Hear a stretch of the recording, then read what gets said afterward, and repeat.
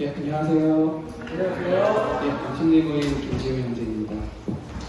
앞에 소개를 너무 거창하게 해주셔가지고. 저 보통 이제 저 소개할 때 예전에 그 왕십리 모임에 청거되기 전에 저는 이제 방화동 모임, 그러니까 예전에 공항동 모임이라고 불렸던 방화동 모임에 중학교 1학년 때 이제 구원을 받아서 더해지고 이 강단에는 중3 때부터 말씀을 나눴었거든요. 그러니까 16살 때부터. 왜냐하면 제가 특별히 뭐 말씀을 잘 나누고 뭐 이런 은사가 있어서 그런 게 아니라 어떻게 하다 보니까 이제 방화동 모임 형제가 너무 적다 보니까 지금 이렇게 형제님 엄청 많으시잖아요. 그러니까 어쩔 수 없이 말씀을 나눌 형제가 없다 보니까 16살인 저를 시키시더라고요. 혹시 단에 한번 서보지 않겠냐고. 그럼 어떻게 하시겠어요? 보통은 농담으로 받죠. 그러니까 아니 뭐 아무리 형제가 없어도 무슨 16살 중3이 뭐 말씀도 사실 그때 거의 다 뭐 한 번 1독은커녕 거의 보지도 못했던 그런 저였는데 뭐 형제가 없다고 단에 서보라고 하니까 보통은 거절할 텐데 제가 그때 무슨 생각이었는지 그럴까요? 라고 그래서 그때가 이제 2001년 8월 첫째 주 일요일이었는데 그때 제가 처음으로 강단에 섰습니다. 방화동 모임은 합쳐도 30명이 안 되는 되게 작은 모임이었는데 처음에 단에 서서 10분 정도 주일 오전 말씀을 나눴었는데 성도님들이 아주 깜짝 놀라셨어요. 왜냐면 사전에 그런 얘기가 없이 제가 갑자기 성찬식 끝나고 제가 올라가니까 뭐 곳곳에서 다 어머 뭐 제가 별말 했겠습니까? 그냥 뭐 근데 그게 저한테 이제 굉장히 이제 랜드마크인 사건이었죠. 제 삶 전체를 통해서도 그때가 제 머릿속에 아직도 뭐 20년 전이지만 스냅 사진처럼 지금도 생생하게 기억이 납니다. 그때부터 매주 나누고 대학교 가서는 이제 수요 집회도 부모님이 허락해 주셔서 부모님이 불신이셨습니다. 수요일도 가게 해주셔서 좀 교회 가는 게 힘들었어요. 부모님이 하도 반대를 하셔서 매주 부모님과 싸우면서 교회를 가야 했는데 대학교 가서는 수요일 금요일도 참석할 수 있어서 매주 2번씩 말씀을 준비를 했었습니다. 수요일, 주일 매주 2번씩 말씀을 준비해서 단에 계속 섰습니다.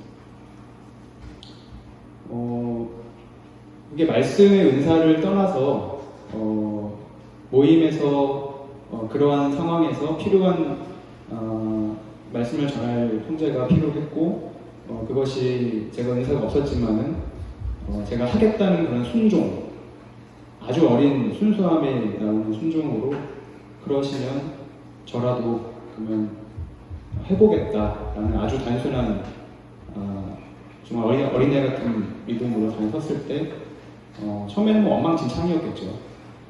근데 하나님이 이렇게 지금까지 거의 20년을 말씀을 나누는 자로 삼아 주신 것이 길가에 떨어진 돌멩이 같은 저를 하나님께서 다듬으시고 쓰기를 원하셨던 것 같습니다. 그래서 전혀 대단한 형제가 아니고 그냥 뭐 아까 말씀하신 것처럼 저도 이제 30살 후반이라 사실은 결혼만 하지 않았으면 청년이잖아요. 결혼했다고 이제 작년이래요. 좀 억울하더라고요. 결혼이 그렇게 참 중요하구나. 청년과 장년을 낳는 기준이구나. 그래서 저도 아직까지도 말씀을 배워야 하는 그러한 단계인데 이렇게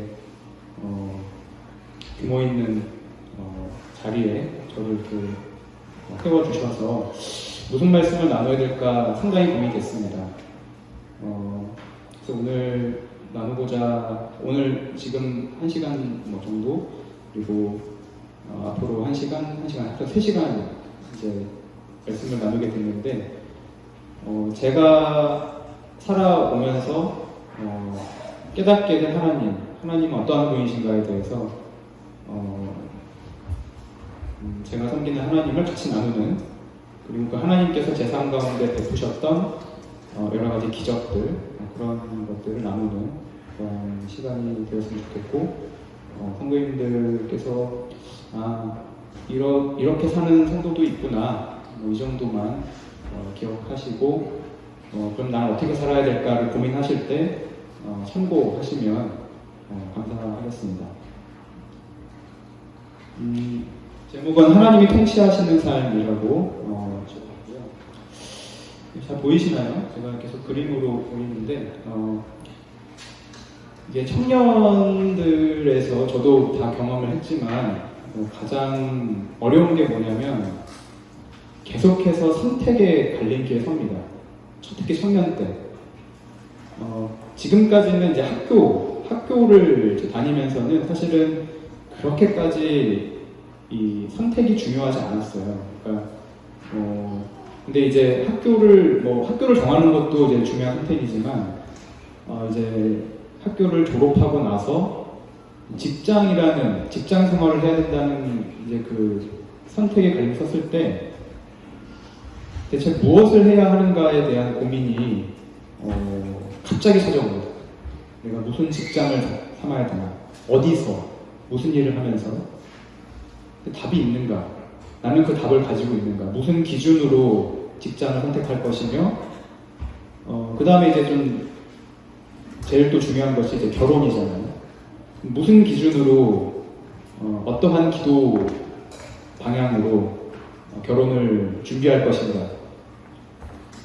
그러니까 이러한 아주 내 인생 전체를 바꿀 만한 선택의 갈림길들이 이 청년의 시기에 계속해서 찾아오는데 이 무방비한 상태로 맞이할 때가 그것이 이제 가장 큰 문제입니다. 그러니까 이러한 것에 대해서 큰 문제의식을 가지지 않고 멍하니 모임 생활을 하다가 직장, 결혼 이런 것들을 맞이하게 됐을 때 내 마음 가운데 분명한 기준이 없는 가운데서 그런 것을 맞아들이게 되면 상당히 당황스럽게 생각을 하다가 자주 잘못하면 하나님의 뜻이 아닌 그냥 내 생각에 따른 선택을 하면서 하나님이 원하시지 않은 계획하시지도 않았던 내가 자초한 고난으로 들어갈 때가 있다는 것입니다. 그래서 약간 흐리네요. 제가 크게 읽을게요. 갈림길에서 삶을 묻다. 그러니까 이게 비단 우리 그리스도인뿐만 아니라 그냥 모든 사람들이 하나님을 모르는 모든 사람들도 이 갈림길에서 어디로 가야 되는가는 당연히 가장 큰 문제죠. 그래서 삶이라는 것은 이제 선택의 연속이다. 선택. 그럼 이제 인생에서 가장 중요한 선택이 무엇일까? 이런 이제 화두를 던져보게 됩니다. 어떤 걸까요? 가장 큰 선택. 내 인생 전체에서 가장 근본적이고 중요한 선택은 어떠한 것일까? 여러 가지가 있겠고 각 성도님들마다 다르게 생각하시겠죠. 하나님이 이 모든 것을 창조하신 분이십니다. 그 방법이 뭔지 모르겠지만 사실 그렇게 중요하지도 않더라고요. 제 결론은. 중요한 것은 하나님이 창조하셨고 하나님이 모든 것을 시작하셨고 모든 것을 끝내시는 분이십니다. 그것은 아주 명확하죠. 그것이 우리 믿음의 가장 기본입니다. 하나님이 이 모든 것의 통치자이시고 시작이시다. 근데 이거에 대한 선택이 저한테는 가장 중요한 선택이었고요. 하나님이 이 모든 것을 시작하셨다. 근데 그 하나님께서 우리에게 성경을 주셨는데 이 성경의 주제가 무엇일까요? 어떤 이제 안 믿는 친구가 앞에 아까 성함을 들었는데 까먹었네. 예, 황 선생님한테 성경을 자기가 한 번도 안 읽어봤대요. 성경의 주제가 한마디로 뭐야라고 하면 선생님 뭐라고 하시겠어요? 하나님의 사랑. 하나님의 사랑. 아, 좋습니다. 사랑. 하나님 성경에서 가장 강조하는 키워드는 이제 사랑도 분명히 있지만은 제가 생각하는 것은 예수님입니다. 성경은 일반적으로 우리에게 뭐를 전달해주고 싶으시냐면 이 예수라는 분이 누구신가에 대한 내용이에요. 예수님이 누구신가? 그 안에 다 포함된 거예요. 사랑도 포함되고. 예수님이 누구신가? 예수님이 누구신가? 라고 했을 때 나는 뭐라고 대답을 할까요? 그러니까 이런 질문들에 대해서 이 청년의 시기에 고민을 해야 됩니다. 하나님이 정말 살아계시는가부터 시작해서 살아계시는 걸 내가 명확하게 믿고 있다면 이해를 해야 됩니다. 믿는 거랑 이해하는 건 다르죠. 성경은 믿음을 가지면 이해가 됩니다. 이해를 통해서 믿음을 가지는 게 아니죠. 그래서 우리가 신학을 배척합니다. 철학을 배척하죠. 우리 성경을 이해하려고 이해하는 도구를 쓰지 않습니다. 믿음이죠. 계시를 통해서 믿는 것입니다. 하나님이 살아계시는 것을 우리가 어떻게 이해할 수가 있겠습니까? 공부를 할 수가 있겠습니까? 그건 수준이 다른 것이죠. 믿는 것이죠. 아, 하나님 살아계시구나. 믿으면 거듭나죠. 거듭남을 통해서 성경이 밝히 이해가 됩니다. 그 이해되는 과정이 성장하는 과정이죠. 그래서 하나님이 누구신가에 대한 이해를 해나가는 과정입니다. 성경을 통해서. 성경에서는 일반적으로 예수님이 누구신가를 계속해서 말씀하고 계십니다. 너는 나를 누구라 하느냐? 예수님이 질문을 하시죠. 너는 나를 누구라고 하느냐? 그랬을 때 내가 명확하게 대답을 할 수 있느냐라는 것입니다. 그래서 성경의 주제가 예수님이기 때문에 예수를 깊이 생각하라라는 말씀이 대단히 중요한 것이죠. 히브리서에 있는. 왜냐하면 예수님을 왜 우리가 깊이 생각을 해봐야 되냐면 하나님께서 우리에게 주신 이 성경의 주제가 예수가 누구인가에 대한 내용이기 때문에 우리의 이 모든 교회에서 듣는 말씀이나 교제의 중심은 대체 예수님이 누구신가? 그래서 그래서 그게 나와 무슨 관계가 있느냐? 이 두 가지로 압축이 되는 것 같습니다. 오늘은 그 예수님이 누구신가에 대한 여러 가지 내용들 중에서 통치자인 예수님에 대해서 교제를 하고자 하고요. 스바냐 3장 17절에 보면은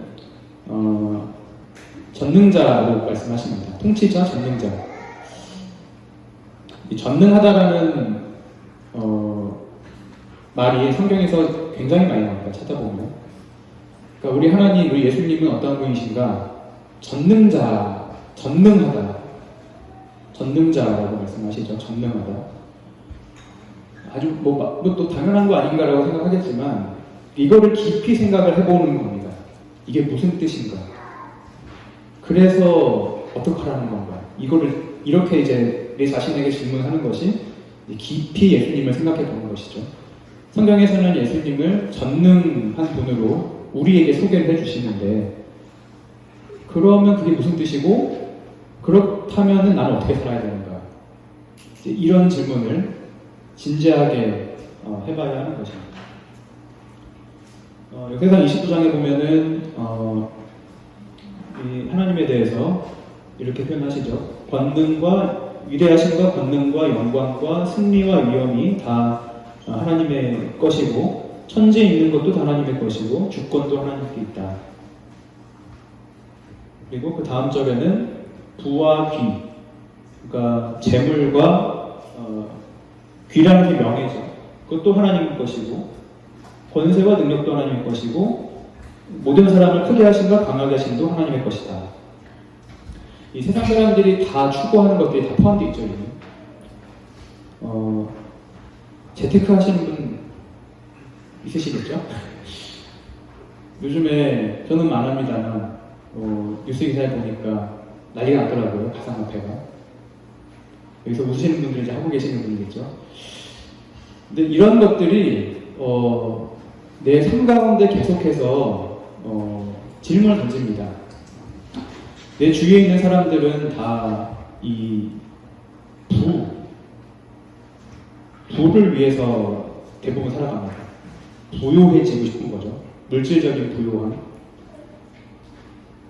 직장을 고를 때도 결국에는 연봉을 가장 중시하게 됩니다.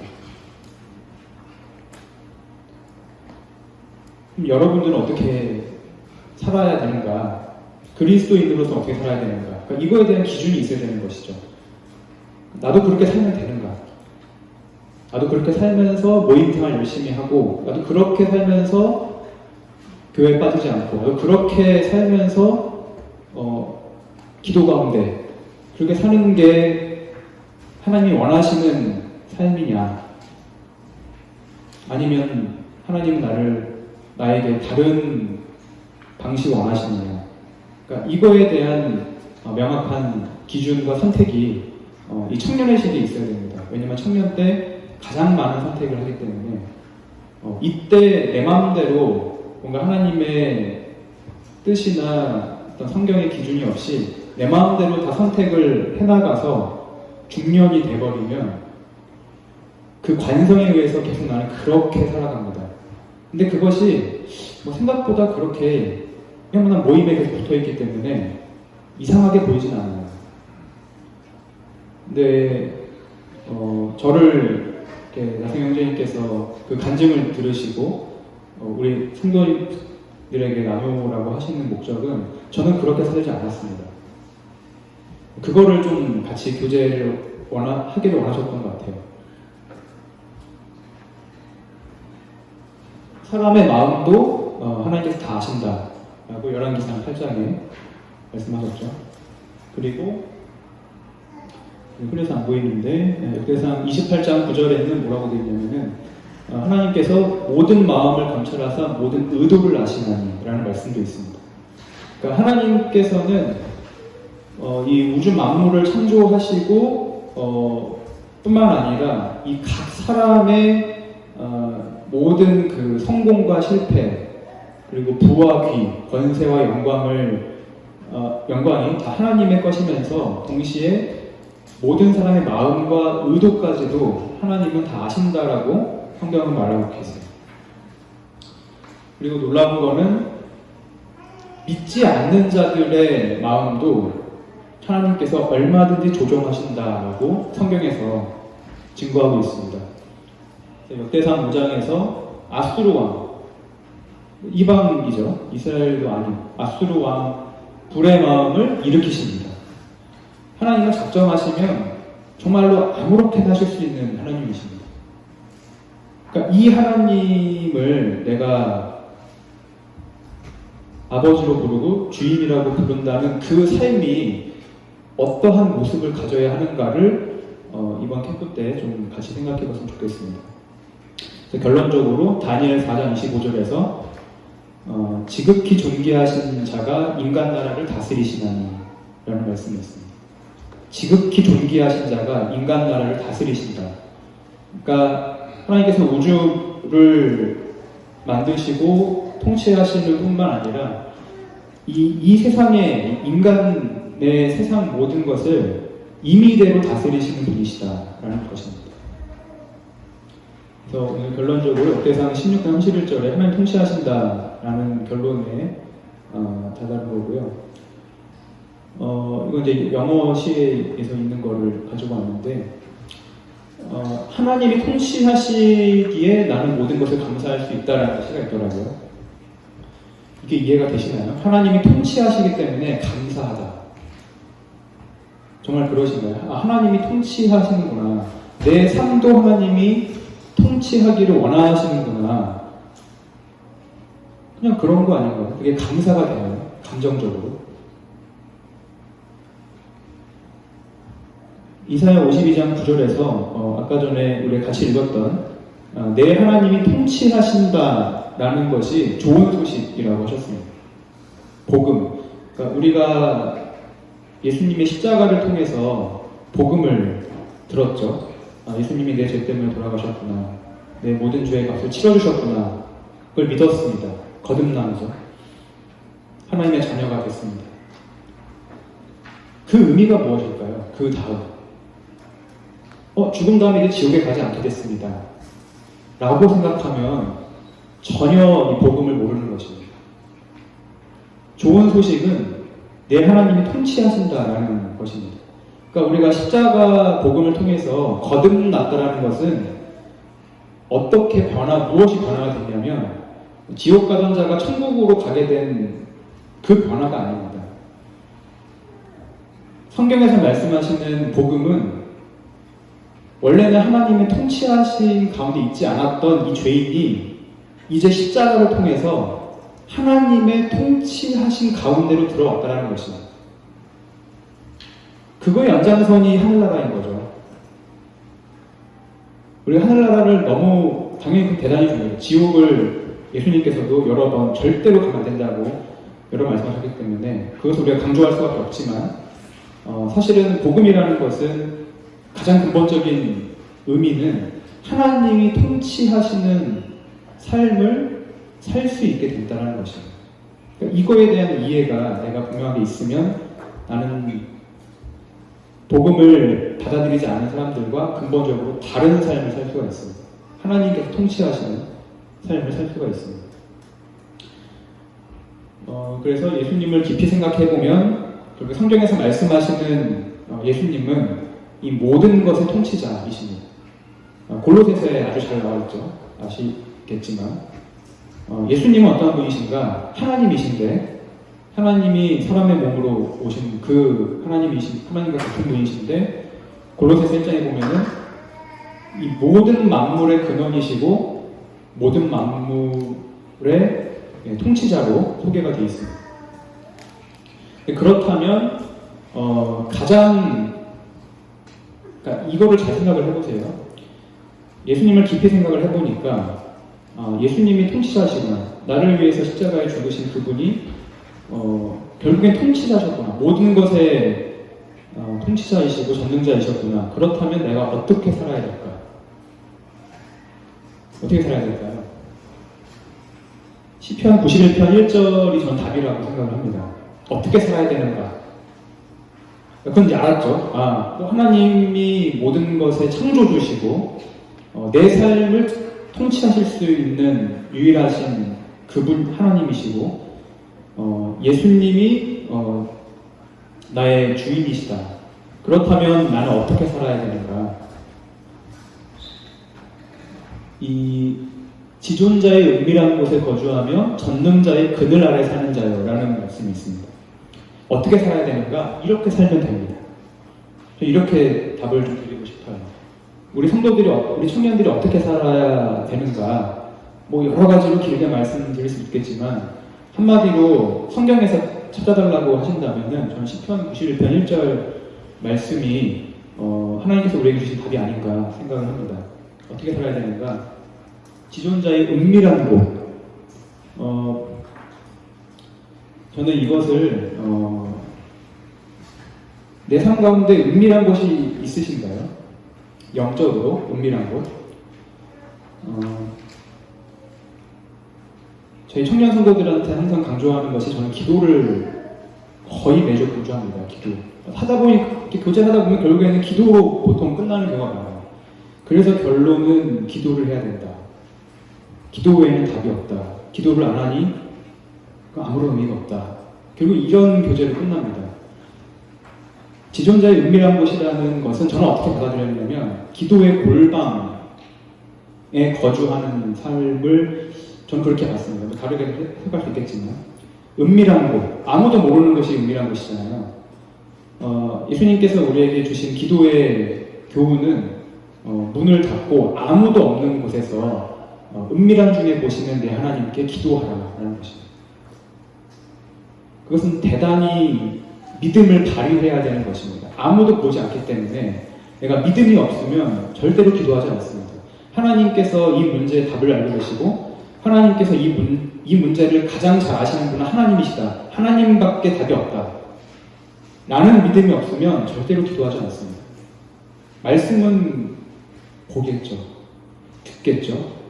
교회는 나오겠죠. 하지만 기도하지 않습니다. 왜냐하면 하나님이 통치자이시고 전능자이시라는 것에 대한 믿음이 없기 때문에 기도는 하지 않는 것이죠. 기도하지 않은 삶은 아무런 변화가 없습니다. 무늬만 종교 활동을 하게 되면 거듭났지만 변화가 없는, 하나님께서 역사하실 수가 없는 그러한 삶을 살 수밖에 없는 것이 이 지존자의 은밀한 곳이 내 삶 가운데 없기 때문에 변화가 없습니다. 그리고 주님의 뜻을 도무지 알 수가 없어요. 기도가 없습니다. 하나님의 뜻 가운데 살고 싶지만 하나님의 뜻을 이해할 수 있는 시간을 내가 확보하지 않는 가운데서 내 마음대로 선택을 하면서 결과가 잘 안 좋으면 하나님이 나한테 고난을 주셨다. 이런 기괴한 말을 하는 것이죠. 지존자의 은밀한 곳에 거주를 해야 됩니다. 이것이 연습이 되어야 합니다. 반드시 기도를 해야 됩니다. 강제로라도 해야 되는 것이죠. 억지로라도 해야 됩니다. 우리 청년들에게 억지로 하라고 합니다. 억지로. 말씀을 억지로라도 봐야 된다. 하루에 한 장이라도 몸이 부서질 것처럼 피곤하고 아프더라도 한 장이라도, 한 구절이라도 네 손으로 자발적으로 하나님이시니까, 하나님이 내 삶의 주인이시니까 말씀을 펴라고. 그게 없으면 아무것도 기대할 수가 없습니다. 그 성도로부터 영적인 것이 아무것도 나올 수 없죠.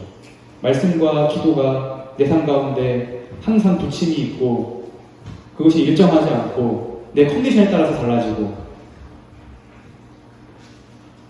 이것이 여러분들에게 도전이 되지 않았으면 좋겠습니다. 뭐 당연한 말을 하고 있냐? 이렇게 받았으면 좋겠어요. 전능자의 그늘 아래에 있는 것입니다. 그런 삶이 하나님의 통치하심 아래 있다는 것은 전능하신 분의 그늘 아래에서 사는 너무나 안락한 삶인 것이죠. 그래서 전능하신 분이 내 삶을 통치해 주신다는 것만큼 좋은 소식은 없다. 이렇게 이해하시면 됩니다. 이게 왜 좋은 소식이냐? 내가 내 삶을 경영하면 너무 힘들죠. 직장을 어떻게 잡아야 되냐, 결혼은 어떻게 할 것이냐, 노후는 어떻게 준비할 것이냐, 답이 있습니다. 답이 없죠.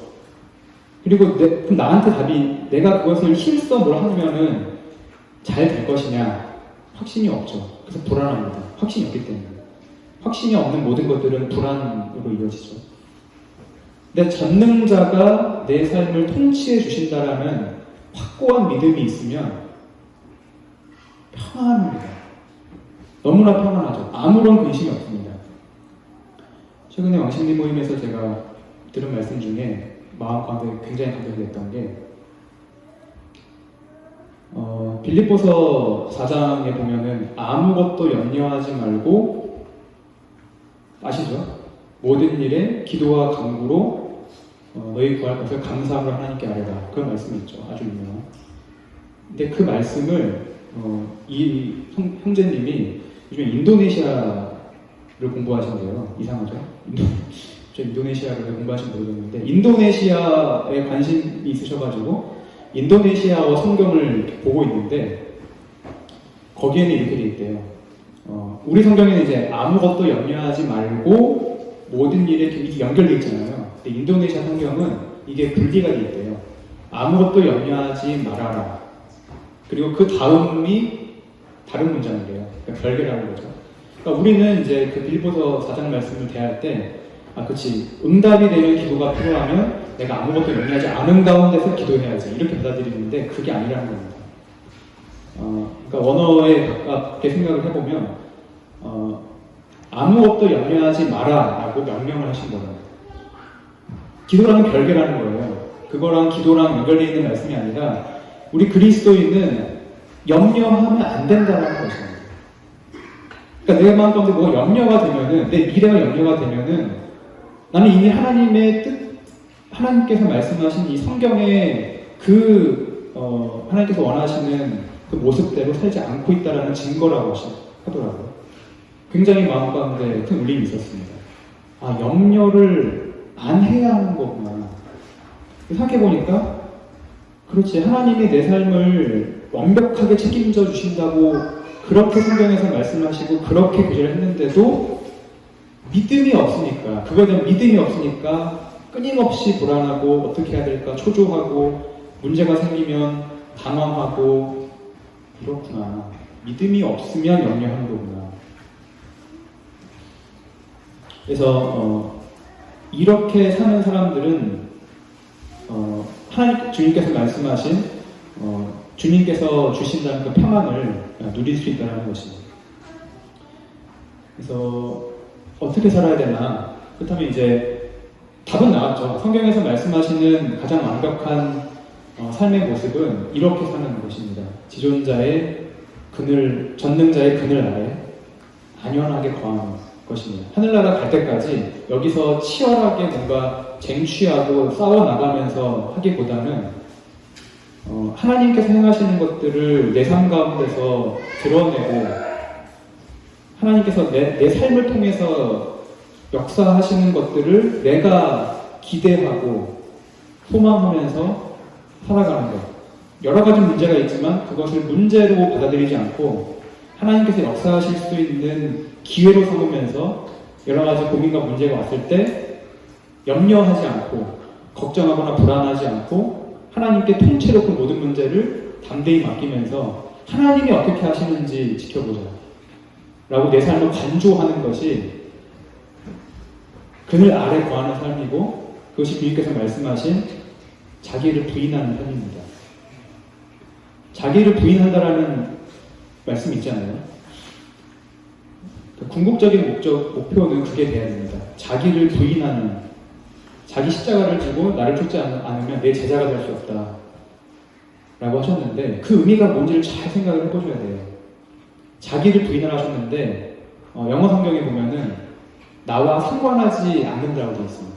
나와 상관하지, 내가 내 자신인데, 내 삶인데, 내 성격인데, 내 모든 것인데 내가 내 자신과 상관하지 않습니다. 무슨 말이냐면 내 삶을 관조하는 겁니다. 제 3자 입장에서 아무렇게나 돼도 된다라고 하는 내려놓음도 그 안에 포함되는 것이죠. 왜냐하면 하나님의 것이기 때문에, 내 삶은 하나님의 것이고 하나님이 통치하신다고 하셨기 때문에 내가 감히 내 삶을 내가 통치하지 않는다. 하나님이 통치하신다. 통째로 주인의 자리를 맡겨드리고 나는 단지 하나님께서 하시는 그 뜻을 아는 데 집중하고 그 뜻에 순종하는 데 집중한다. 그렇게 사는 것이 자기를 부인하는 삶입니다. 그래서 어떤 사람이 너 좀 대단하다, 어떻게 그런 업적이나 그런 했냐고. 그러면은 자기를 부인한 사람들은 놀라죠. 당황하죠. 내가 한 게 아닌데, 하나님이 하신 건데 왜 나한테 칭찬하냐, 이거 하나님이 하신 건데요. 이런 말이 자연스럽게 나오는 것이죠.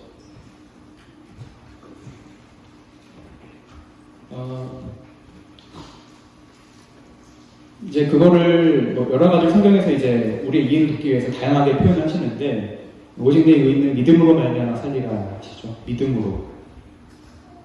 뭐에 대한 믿음일까? 요한복음 6장 29절에 보면은 믿음에 대한 정의를 예수님께서 하셨습니다. 믿는 게 무엇이냐? 믿는 게 뭘까요? 우리는 뭘 믿고 사는 걸까요? 예수님을 믿으라고 하십니다. 이게 하나님의 일이래요. 그러니까 내가 해야 되는 일은 무엇이냐면 예수님을 믿는 거라고 하셨습니다. 이게 뭐냐면은 믿고 있는 겁니다. 그러니까 우리는 뭔가 계속 하려고 하는 경우가 많아요. 하려고. 뭔가 내가 이제 직장을 선택하고 뭐 결혼을 위해서 준비하고 할 때 뭔가 준비하고 예비하고 내가 뭔가를 해야 되니까. 근데 정작 이 믿음을 공고히 하는 데는 에너지를 잘 쓰지 않습니다. 기도 시간에도 이것에 대한 기도 제목은 대부분 없어요. 기도 제목 나누고자 하면 청년들 레뷰 나누면 다 현상적인 얘기들만 합니다. 뭐 다음 주에 무슨 시험이 있고 다음 주에 무슨 면접을 보고 이런 것들만 계속 기도 제목을 나옵니다. 근데 그거는 약간 파생적인 것들이죠. 근본적인 기도 제목은 믿고 있는 겁니다. 예수님을 믿고 있는 거. 그게 내 일이라고 하셨어요. 이건 되게 중요한 말씀인데 이거를 진지하고 중요하게 내가 생각하고 있느냐 하는 것입니다. 교회에서 여러 가지 활동을 하는 거에는 집중하는데 정작 내가 예수님을 내가 정말로 믿고 있는가에 대해서는 기도조차 하지 않습니다. 하나님, 제가 예수님을 굳게 믿게 달라고 기도하지 않죠. 여러 가지 하고자 하는 활동 위주로 기도하고 내 앞에 있는 문제를 해결하려고 하는데 기도가 집중되지만 정작 성경에서 말씀하시는 중요한 포인트에 대해서는 그 중요점을 잘 놓치는 경우가 많지 않나 싶습니다. 예수님을 믿으라고 하는 것은 통치자이신 예수님을 믿으라는 것입니다.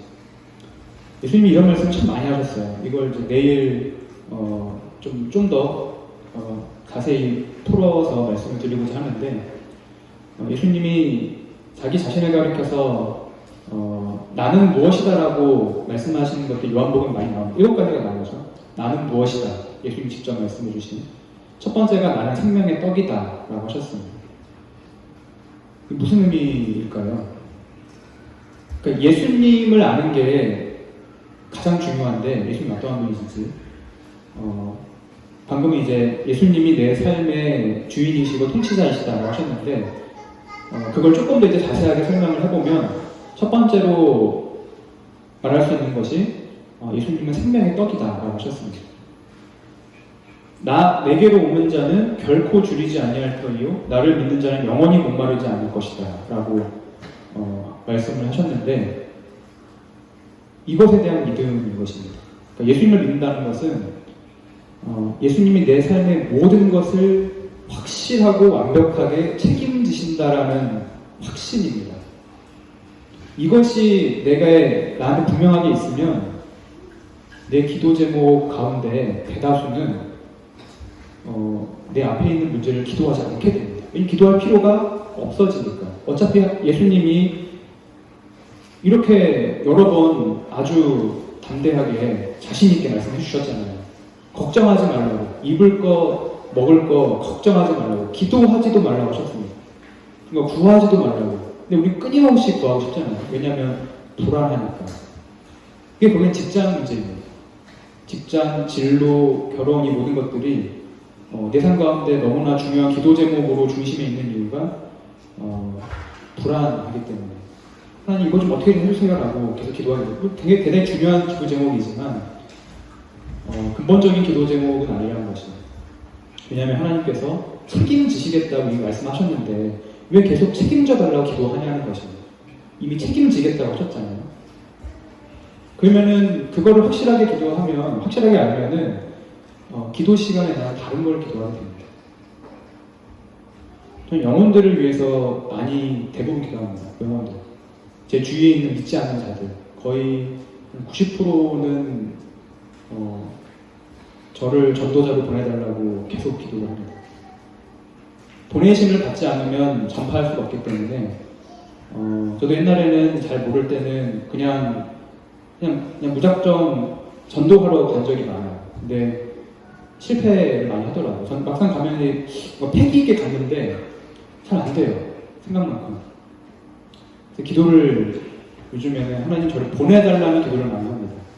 혹은 제가 아니더라도 하나님께서 얘기하신 전도자를 보내달라고. 너무 지옥 가면 지옥 안 가도록 간절히 기도를 할 때 보통 그런 기도를 합니다. 제 삶에 대해서는 기도를 안 한 적이 꽤 오래됐어요. 제 삶의 이 문제나 뭐 직장이나 결혼이나 이런 거에 대해서 20대 초반부터 기도하지 않았어요. 왜냐하면 하나님이 책임져 주시겠다는 아주 분명한 확고한 말씀들이 너무나 많다는 것을 발견하면서 기도하지 말라고 하셨으니까 그땐 불안했죠. 기도하지 않아야 되겠다. 기도 안 해봐야 되겠다. 그렇게 해서 이제 처음에는 이제 되게 힘들죠. 왜냐면 불안하니까 구하고 싶고 매달리고 싶고 하나님께 쪼르고 싶은데 하지 말라고 하셨으니까 안 했습니다. 그리고 이제 기도 제목을 다 교회에 있는 뭐 성도들, 보도자들 이런 분들을 위해서만 기도를 하다 보니까 하나님께서 이건 이제 오후 시간에 좀 간증으로 말씀드리겠는데 제 삶 가운데 제가 이렇게 했으면 좋겠다. 나는 이런 걸 좋아하고 상황이 이러니까 라고 계획했던 것도 있는데 그런 계획, 제 계획대로 한 번도 해주지 않으시고 하나님 마음대로 하시더라고요. 하나님 마음대로 그냥 이렇게 막 인도하셨는데 그 인도하신 것들이 제가 기대하고 제 능력보다 훨씬 더 좋은 것들이었어요. 여기 아까 보시면은 내게 오는 자는 줄이지 않을 것이라 하셨잖아요. 이게 조건이지 않습니까? 조건. 내게로 오는 자는 주님께로 가서 결국 주님 안에 거하라고 말씀을 하십니다. 요한복음 15장에 내 안에 거하라 라고 하시죠. 주님 안에 거하는 삶이 결국 아까 전에 계속 말씀드리고 있는 시편 91편 말씀인데 주님 안에 거하는 것이 전능자의 그늘 아래 거하는 것입니다. 주님 안에 거하는 것. 그럼 주님 안에 거한다는 것은 무엇이냐면 주님의 말씀이 내 안에 거하는 것이다 라고 설명해 주셨어요. 요한복음 15장 7절에 너희가 내 안에 거하고 내 말이 너희 안에 거하면 무엇이든지 원하는 대로 구하라. 그리하면 이루어진다.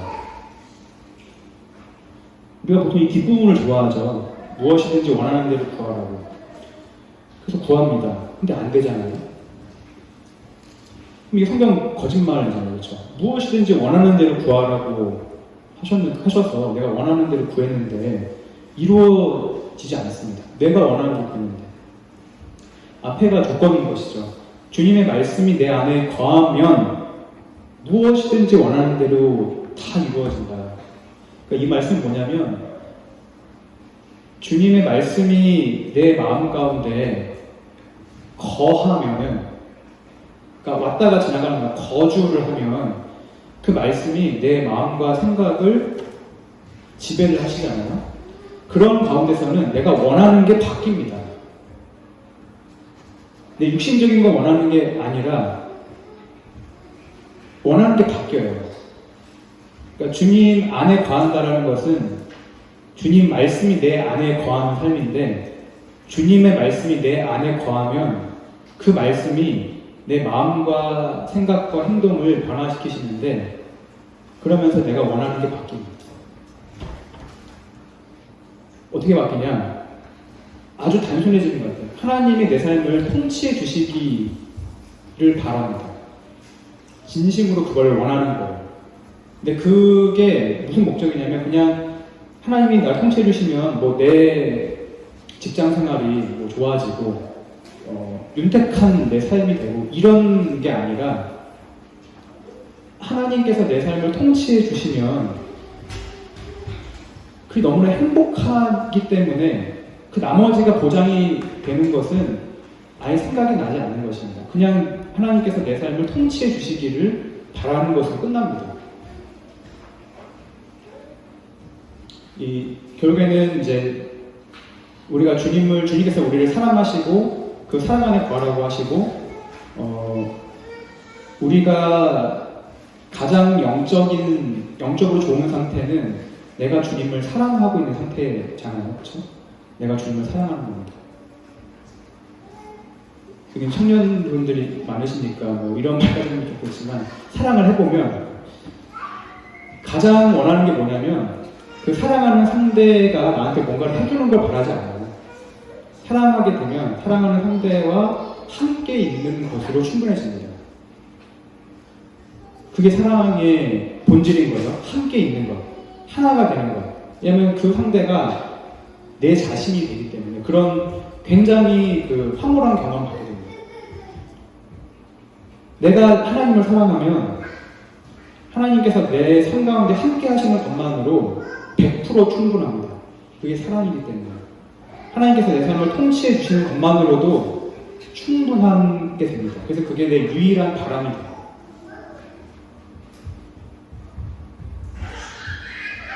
예배에 대해서 좀 말씀을 드리겠습니다. 성경에서는 하나님께서 예배자를 찾으신다고 되어 있죠. 예배자. 예배라는 뜻은 원어는 이마를 땅에 대다입니다. 그래서 쉽게 말하면 예배자라는 것은 하나님 앞에 자신을 굽히는 사람입니다. 하나님이 통치하시는 삶이라는 것은 아까 전에 요한복음 말씀대로 주님 말씀이 내 안에 거하면서 주님 말씀이 마음과 생각과 행동의 기준이 되는, 그러니까 주님 말씀이 내 마음과 생각과 행동을 통치하시는 그러한 삶인데, 이것이 이제 예배자의 삶인 것이죠. 주님을 따라간다는 것이 단순한 문제는 아닌 것 같습니다. 그러니까 내가 주님의 제자가 되고 그리스도인이라는 이름을 합당하게 받으면서 그리스도인답게 살아가는 것은 단순한 문제는 아니죠. 이것이 다 충족이 되어야 되니까. 그러니까 내 마음대로 살면서 하나님을 활용하고자 할 때가 많습니다. 무슨 말이냐면 내가 어떤 것을 하고 싶어요. 그리고 심지어 결정까지 내립니다. 그래놓고는 하나님께 도와달라고 뒤에서 기도할 때가 많이 있습니다. 그것은 하나님을 이용하는 삶이죠. 하나님 제가 이렇게 했습니다. 도와주세요라는 것은 내가 주인인 삶인 것입니다. 내가 내 삶을 통치하면서 하나님이라는 굉장히 든든한 능력자가 내 삶을 도와주시기를 바라는 것입니다. 근데 하나님이 통치하시는 삶이라는 것은 내가 먼저 결정하는 것이 없는 삶인 것이죠. 그러니까 내 생각을 완전히 내려놓고 하나님 마음대로 하시라고 내어드리는 삶이 하나님이 통치하시는 삶입니다. 대단히 어렵죠. 왜냐하면 내 생각을 내려놓는 것이 대단히 어렵습니다. 그래서 이제 이런 측면에서 이제 우리가 약간 구체적인 방안을 조금 생각을 해보면, 지금까지 이론적인 거죠. 쉽게 말하면. 아, 그렇구나. 약간 이제 말씀을 통해서 하나님 내 삶을 통치하시는 것이 참 중요하구나. 이걸 이제 이해하셨다면은, 근데 그런 습관을 들여야 되는데, 내가 내 생각을 내려놓고 하나님이 내 삶의 주인이 되어주시는 그런 연습을 좀 해야 되는데, 이제 가장 중요한 이제 연습이라고 할 수 있는 것이 성경에서 말씀하시는 그 예배자로서의 그 삶이 무엇인가를 연습하는 것입니다. 예배. 공적인 예배 시간이 있죠. 집회가 있습니다. 이건 어떤 측면에서 중요하냐면, 여기 성경을 잘 보시면 마태복음 18장 20절에 두세 사람이 내 이름 모인 곳에 나도 그들 중에 있다. 그리고 요한복음 12장 26절에 사람이 나를 섬기려면 나를 따르라. 나 있는 곳에 나를 섬기는 자도 거기 있으리니 사람이 나를 섬기면 내 아버지께서 그를 귀히 여기시리라. 우선 이 두 구절만 보시면 예수님께서 뭐를 강조하셨냐면 거기, 장소를 강조하신 거예요. 그러니까 교회가 왜 중요하냐면 예수님을 섬기는 사람, 예수님을 예배하는 사람, 예수님이 주인인 사람의 기본적인 예수님께서 기대하시는 모습은 나를 섬기는 자는 나 있는 곳에 있는 사람입니다. 예수님이 계신 곳에 있는 사람. 당연한 거죠, 사실. 예수님이 주인이라고 했는데 그 주인이 계신 곳에 내가 따라간 것이죠. 당연한 것이죠. 종으로서 따라간 것입니다. 근데 그럼 예수님이 어디 계시냐? 성경에서 예수님이 어디 있다고 예수님이 직접 말씀하시는 구절은 마태복음밖에 없어요. 두세 사람이 내 이름을 모인 곳에 나도 그들 중에 있다라고 하셨잖아요. 이게 이제 교회이지 않습니까? 그러니까 우리가 이것을 어떻게 믿음으로 받아들여야 되냐면 두세 사람이 모인 곳에는 예수님이 계시다라고 믿는 것입니다. 영으로 계시는 것이죠. 예수님이 계시기 때문에 예수님을 섬기는 자는 거기에 가야 됩니다. 물리적인 장소. 그래서 그러니까 교회 집회를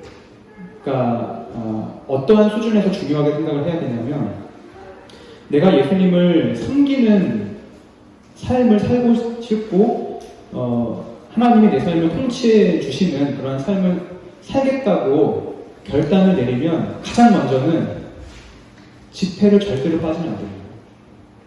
왜냐? 단순하게 교회에 와야지 라는 게 아니라 우리는 언제나 성경을 근거로 해야 되잖아요. 예수님이 직접 말씀하신 것입니다. 나를 섬기는 자는 거기에 그도 있을 것이라고 하셨기 때문에 예수님을 섬기는 자라면 내가 그러한 삶을 살고 싶다면 기본적으로 이 말씀을 근거로 해서 집회에 반드시 참석합니다. 제가 의과대학을 졸업하고 나서 다른 친구들이 다 이 병원 인턴으로 갈 때 저는 안 갔어요. 그리고 이제 연구실로 갔는데 그 이유가 수요 금요 집회를 빠지게 될까 안 갔습니다. 아주 이상하죠, 그렇죠? 그러니까 제 삶의 가장 큰 중심은 주님 오실 때까지 공적 집회를 단 한 번도 빠지지 않는다. 단 한 번도. 그리고 처음부터 끝까지 모든 시간을 다 참는다. 뭐 떡만 떼고 가고 빠진 거랑 좀 다르다고 봅니다. 왜냐하면 제 삶의 중심은 하나님 말씀대로 살다가 가고 싶은 거예요. 정말 말씀대로만.